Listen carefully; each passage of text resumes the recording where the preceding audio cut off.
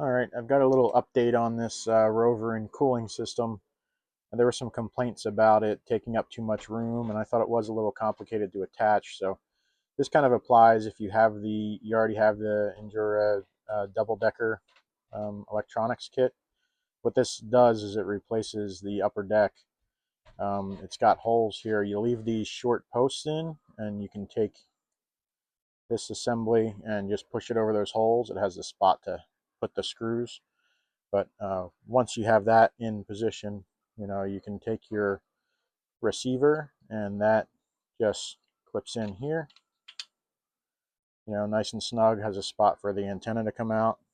And then just like before, you can slide your ESC in on this side and that snaps into place. We've got a little spot here to run your cables through over to the receiver. I like this because the wires don't, stick up. I never like the look of the wires sticking up through your body, body windows, and you can see the wire sticking straight up. So this will make it so you can still get your battery in there, and you have the wires kind of sticking out the back.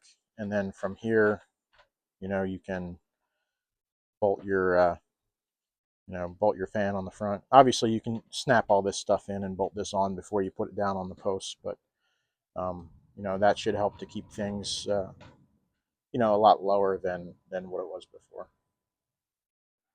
This is what I ended up for cable management here. So you can kind of see how the holes in that rib kind of lets you route the cables through there and keep them tucked in. Kind of gives you a spot to push against to get your battery plugged in.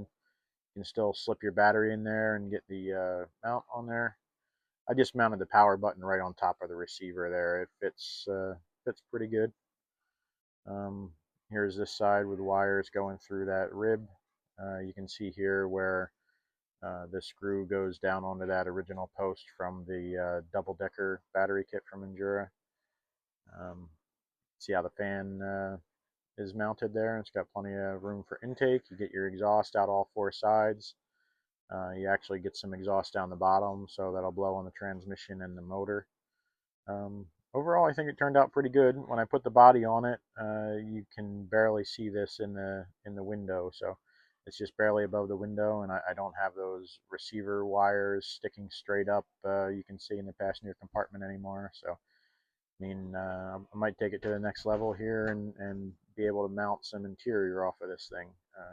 So that might look pretty good. Overall, I'm pretty satisfied with that.